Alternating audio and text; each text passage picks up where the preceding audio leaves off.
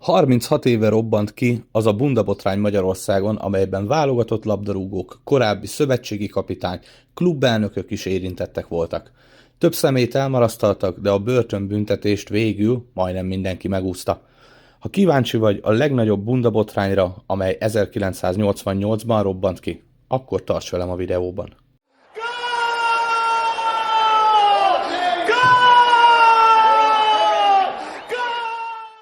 Az országos rendőrfőkapitányság, és ez volt a mai nap szenzációja, vesztegetés gyanúja miatt eljárást indított Sallai Sándor, a budapesti Honvéd labdarúgója ellen is. Ezen kívül az őrizetbevétel határidejének lejárta után előzetes letartóztatásba helyezték Sipos Tibort, a DMVSC technikai vezetőjét, Pásztor József, Steigerwald Zoltán, Varga János, Szabó László és Levoniczky Imre labdarúgókat, akik a bűncselekmény elkövetésének idején a Békés Csabai Előre Spartacus játékosai voltak.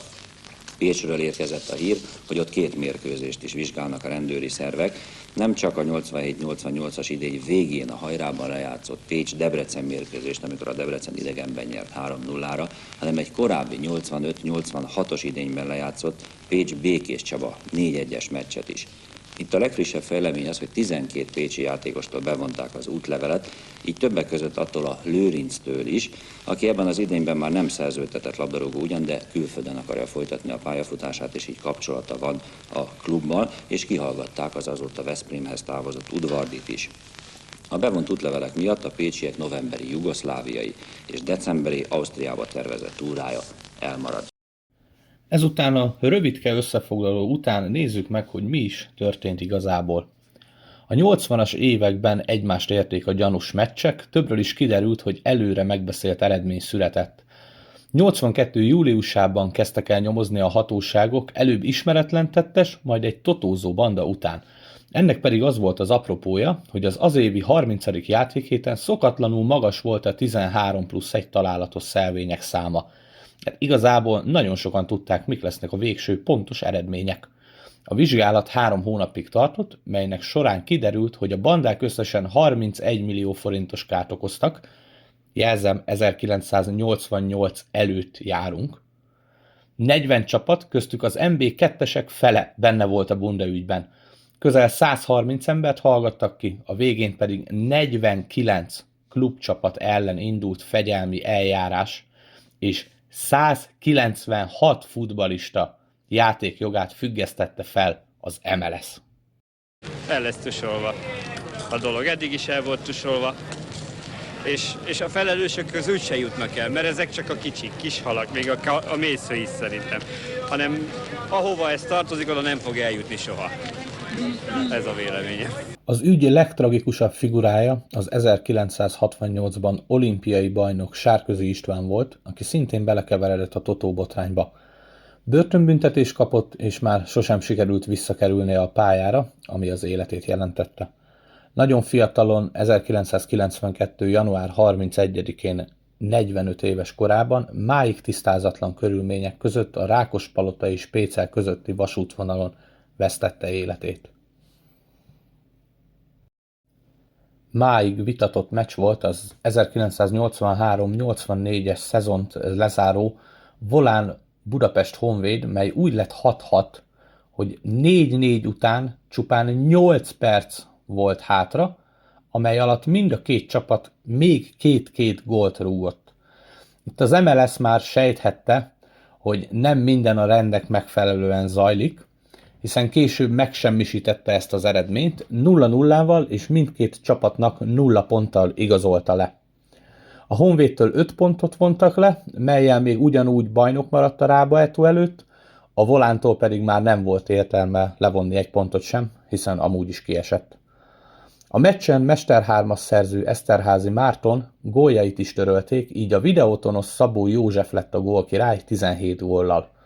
Az akkor már az AEK Athénhoz szerződő csatár Eszterházy elismerte, hogy tudott a bunda meccsekről, de állítja, hogy a Volán Honvéd, na az pont nem az volt.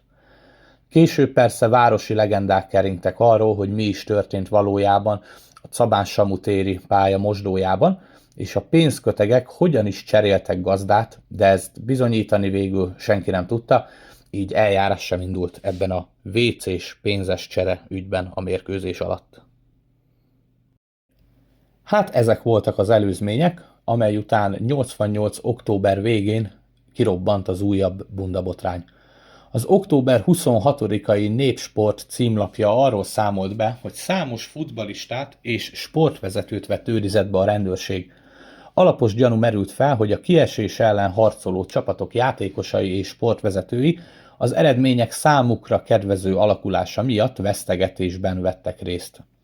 Az előző napon Melis Béla, Szekeres József, Dohány Lajos, Hanik Péter, Presszeller Tamás, Mező József, Szabó László, Varga János és Deákvári Antal labdarúgók, valamint Sípos Tibor, a DMVSC technikai vezetője ellen indítottak eljárást. A korabeli tudósítások alapján kiderült, hogy először a még 87-88-as idényben lejátszott Zete Rába-Etó meccs lett gyanús, majd nem sokkal később Békéscsabán, Kaposváron és Debrecenben is elindult a lavina. A rendőrség sorra felkereste a csapatokat, játékosokat, bizonyítékokat próbált gyűjteni. Az MLS válságstábja is összeült, és meghozta a fontos döntést, miszerint a bundabotrány miatt nem szakítja félbe a bajnokságot. Az első körben legrosszabbul Melis és bíró járt. Előbbitől megvonták a külföldre szerződéshez szükséges tárgyalási engedélyt, utóbbi a játékengedélyét veszítette el. Másnap Mészöly Kálmán, korábbi szövetségi kapitány, az ETE edzőjét is őrizetbe vették. Közben nagyjából összeállt az a lista, amely a rendőrség szerint egyértelmű bundagyanús volt. Így az ETE Rába-Etó meccs mellett a PMSC Békéscsaba és a PMSC Debrecen meccseket vizsgálták elsősorban.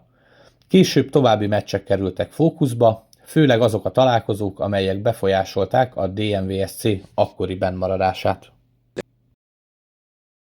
Most a jelek arra valanak, hogy véresen komolyra megy a játék. Hát én nagyon olcsón elüthetném ezt a labdát, amit kaptam, de hát ezt semmiképpen nem teszem, hiszen te is mondtad, itt tényleg komoly dolgokról van szó. És én azt hiszem teljesen érthető, hogyha a rendőrség foglalkozik egy olyan üggyel, ami mögött bűncselekmény alapos gyanúja áll fenn, nem is hiszem, hogy itt még csak a látszatát is lehetne kelteni annak, hogy itt elütik majd valahogy a dolgot. Hát azért annyit mindenhez, hogy ilyen jellegű üggyel szerencsére mostanában a rendőrségnek nem kellett foglalkoznia, hiszen a totó csalás volt az, ami mondjuk ehhez hasonlítható, de hát a magyar élvonal nem... Megúszta, mondjuk így, jó, ne te mondd. Igen. A legfőbb ügyészség 88. október 27-én bejelentette, hogy Sípos Tibort, a DMVSC technikai vezetőjét, illetve Pásztor József, Steigerwald Zoltán, Varga János, Szabó László és Lebonicki Imre labdarúgót őrizetbe vette. Valamint a honvédos Sallai Sándort és Mészöly Kálmánt tartotta még őrizetben, miközben javában zajlott az NB1. Szinte minden csapatnál ez volt a téma, alig akadt olyan, aki ne szólalt volna meg az ügyben, a csapatok összeállítását pedig az határozta meg, kit nem tartóztatott le még a rendőrség. Mindenki a döbbenetéről mesélt, holott évekig alig akadt olyan ember a magyar futball közelében, aki legalább ne sejtett volna valamit a megbeszélt eredményekről.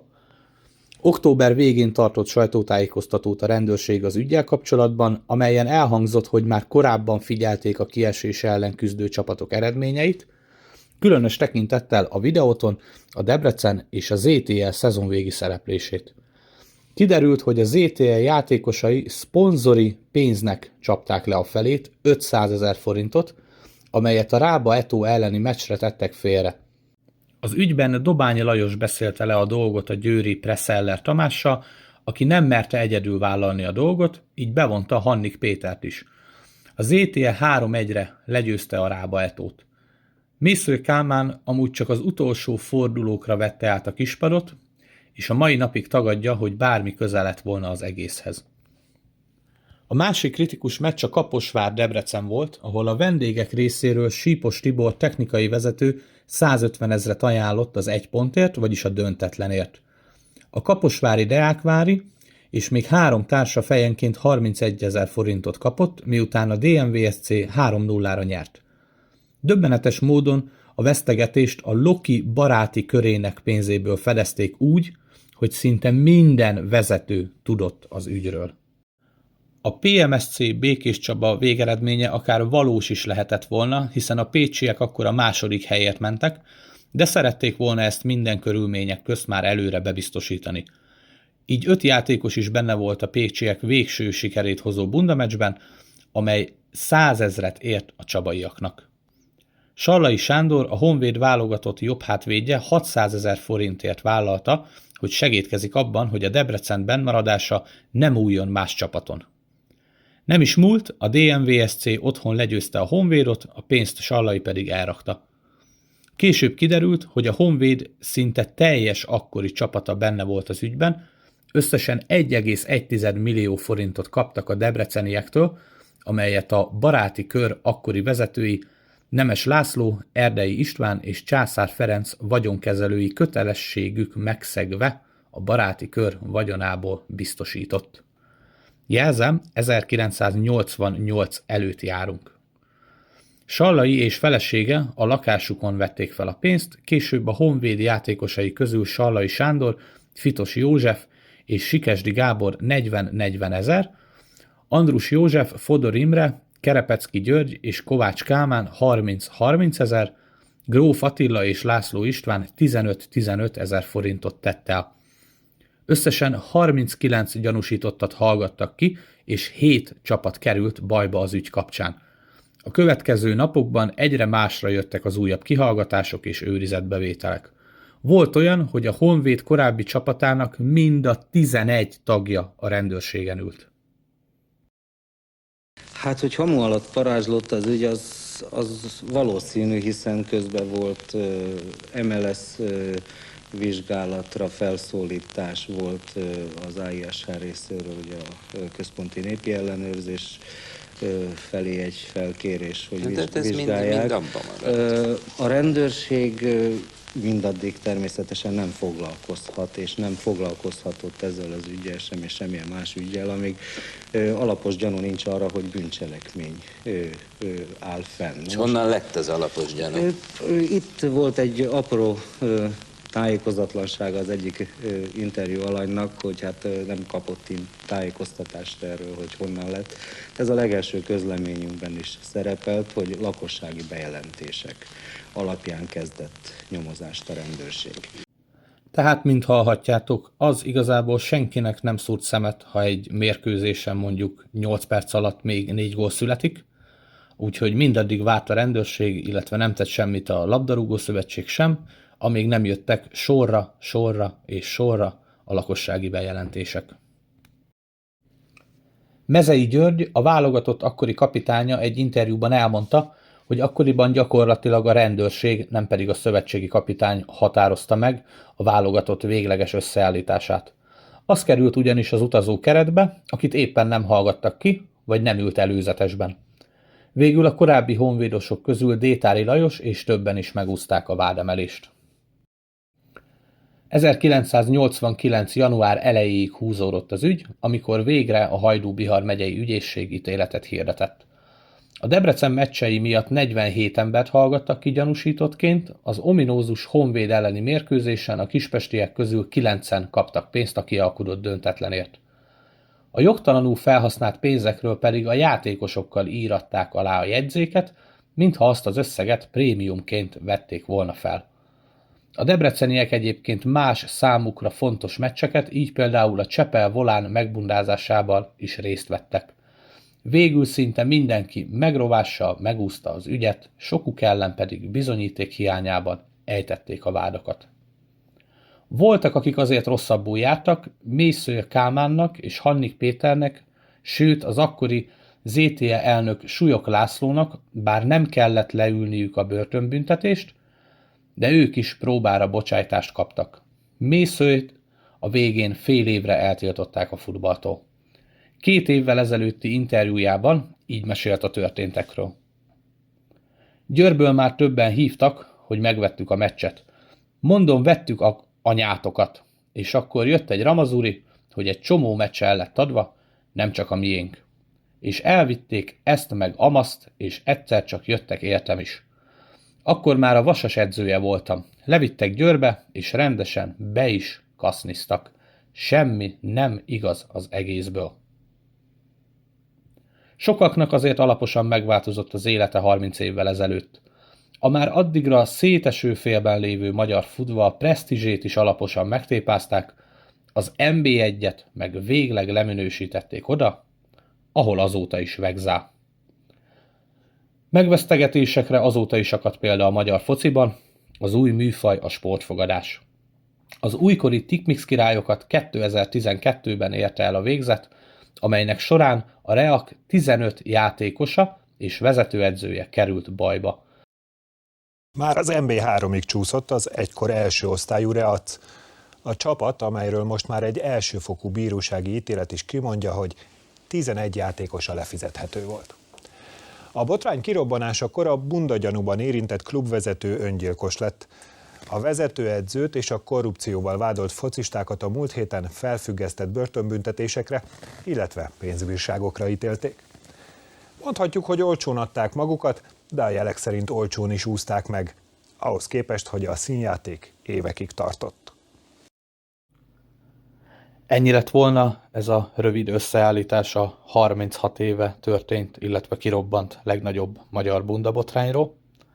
A videóhoz az index.hu, illetve az Arcanum adatbázisát, illetve cikkeit használtam fel, illetve a Duna Televízióban megjelent riportot. Ha tetszett a tartalom, kérlek iratkozz fel a csatornámra, illetve nézd meg a többi videót is, amennyiben érdekel a sportelemzés, illetve a sportfogadás világa.